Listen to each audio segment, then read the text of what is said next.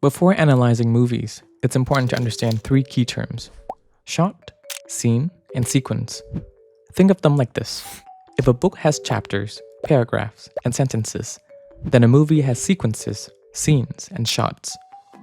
This is a shot. Another shot. Another. A shot in this sense is a continuous recording from when the camera rolls until it stops. Put the shot together and you get a scene. Technically, a new scene begins when there's a change in time or location.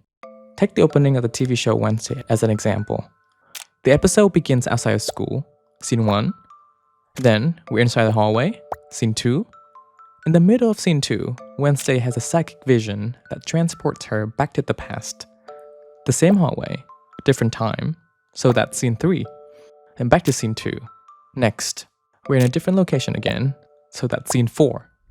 The first 4 scenes together form an opening sequence because they share the same narrative purpose: to introduce the main character in a specific setting. To recap, a shot is a single continuous recording from when the camera starts to when it stops. A scene is a series of shots set in the same time and place. A sequence combines related scenes to build a larger narrative moment. Thank you for listening, and see you next time.